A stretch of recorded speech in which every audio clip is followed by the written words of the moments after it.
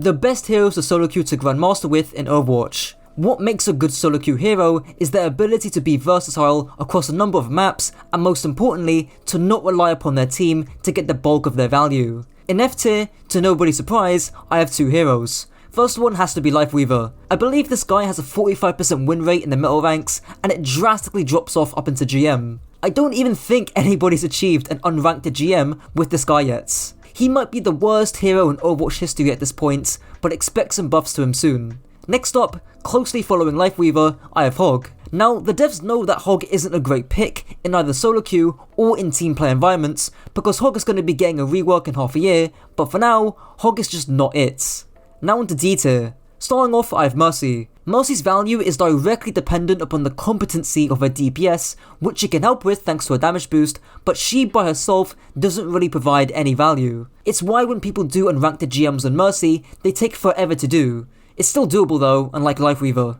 Next up, I have Pharah. Pharah is very dependent upon Mercy in the higher elos to get any value with, as well as being quite map dependent. Pharah hates long sightlines in open areas, preferring tons of pieces of cover to fly around and close the distance with. If you don't have a Mercy pocket and you're playing up against double hit scan and you're on Junkertown, I hope you have fun. Finishing off the D tier, I have the second tank so far, being Reinhardt. This might be a controversial pick, but think about it for a second. We know Reinhardt is pretty awful on maps like Dorado, Paraiso, and Gibraltar. Pair that with how many resources he needs, and at best, he's a situational pick, especially as you climb out of the metal ranks. Not saying he can't work, but there's better tanks out there to solo queue with. Now into the C tier, I'm starting off with Bastion. Now, if you're in the low ranks, Bastion is a skill check and a noob stomper. You can play him all you want. People don't play around or respect his touch cycles enough, and people don't abuse how big of a hitbox this guy really has. But for me personally, it's a struggle playing Bastion past mid-diamond or low masters. There's just better, more reliable picks out there. Next up, I have Reaper. If the stars align, he can certainly be a great pick, similar to Reinhardt, but rarely do those stars align. I find that you get the most value with Reaper when running Zarya, which isn't a reliable solo queue strategy of course. His flank potential can also be telegraphed in higher ranks, and don't even get me started on maps that this guy sucks on. After Reaper, I have Junkrat's. Ever since his concussion mine nerf, Junkrat's never really seen the high days that he once used to have. Still by no means a bad hero, but if the map is open, or it has few flanks, or if the enemy team are running Pharah or Echo, you're likely gonna struggle big time. And finishing off the C tier, I have Orisa. Despite the small buff that Orisa saw this season to her damage, the fall off nerf still really impacts her. She just doesn't have the damage that someone like a Ramattra or Junker Queen has. But in niche situations, say against a Doomfist, she can certainly find her footing. Now entering the low B tier, I have Brigitte. As a Brig main myself, I find that my team's composition and competency can somewhat impact my effectiveness on the hero. For example, the other day I was streaming and I was helping fight the flank wars as I should. Who do you think wins? An Echo Genji or a Brig Genji? I had triple packed my Genji, but we still lost the matchup decisively. I can help my Genji win this duel, because I'm playing Brig, I can pack my Genji and also potentially whip shot this Genji too. So there's an Echo Genji, and there's me and the Genji, right? So theoretically, we should win this trade. Okay, we should win this trade. Packed him again, and then packed him again. So I've already used all my packs, right? And this Genji has done 0 damage onto either the Genji or the Echo. The Echo uses duplicate, so I don't even get the whip shot off. So whose fault that is? I don't even know. Can I have done anything better there? Like I triple packed the Genji. I tried to get a reasonable. The whip shot on the Echo was decently reasonable. Like I think I did fine there. I mean, like we just didn't know the Echo was there because the Echo hard carries that.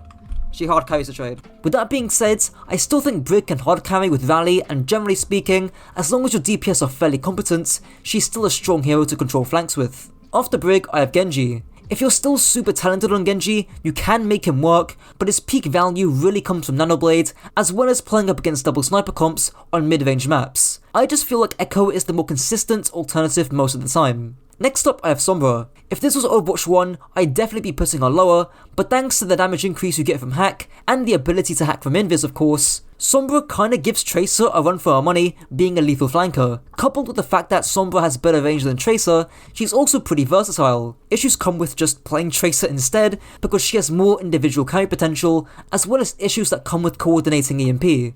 After Sombra, I got Torb.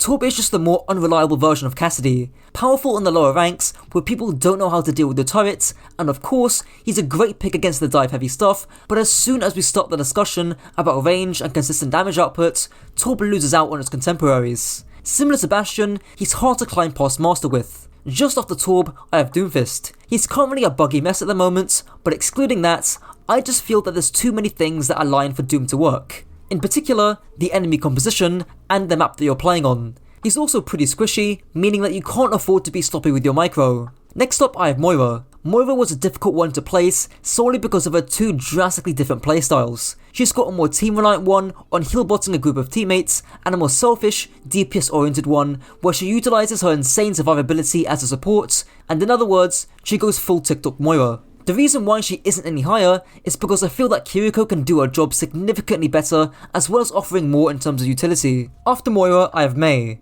Mei on King's Row is just so free. The walls you can get on second point are so clean and you don't need to duel with the tank in order to get crazy value off those walls. But on more open maps, or if you have a dive tank, whilst you can still make Mei work, it's certainly going to be a lot harder. Moving on to the third main support I have on this list, I have Lucio. Funny how I think it's harder to solo queue and carry as a main support. Regardless, Lucio is definitely at the top end of B tier and could arguably make his way into A tier. He has 3 distinct playstyles and his ability to pretty much do anything doesn't go without notice. But I feel that you need some coordination to get the full value out of your speed, and on some maps and against some comps, pulling off that Reddit carry playstyle can be tough to do. As for the penultimate hero in this list, I have Winston. While on the surface, Winston may have low damage and low sustain when compared to his tank counterparts, the amount of space Winston can create with his bubble and for how long he can do it is a super underrated aspect of Winston's kit. In the low ranks, you're going to be killing squishies outright with good bubble dives, and in the higher ranks,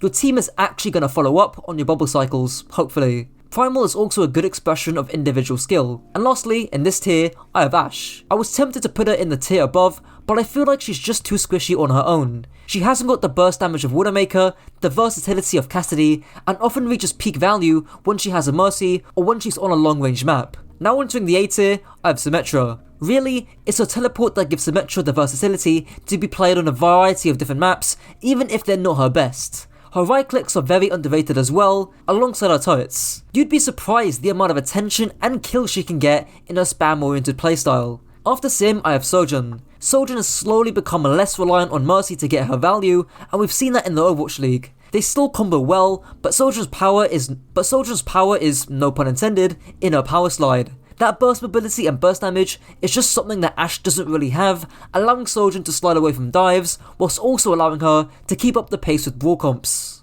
Next up is Soldier. Soldier has always been a great solo queue ranked pick because of the mobility in his sprints, alongside the self-heal that makes him less reliant on other heroes. Just rotate to different angles in the mid-fight, and hard flank if you're not playing against Sombra Tracer Ball. After Soldier, I have Zenyatta. Zen is a complete glass cannon of a hero, with half of me wanting to put him in B tier and the other half in S tier, so I just averaged out the two. Zen's damage, one-shot potential, and Discord are clear solo queue carry material, but on a handful of close range maps, and especially against something like Sombra Tracer, you're gonna need some coordination or help to maybe pull off the Zen pick. Next up, I have Wrecking Ball for pretty much the exact same reasoning. A good Sombra Tracer will prevent you from flanking and will decrease your carry potential, but Ball could easily be S tier otherwise. After Ball, I have Zarya. The really nice thing about Zarya is that you don't have to rely on your teammates to get high charge, unlike in Overwatch 1. Good bubble timing and high damage means you can melt the enemy team, especially jungle queens, who we're now seeing a lot of. A big issue with Zarya is how squishy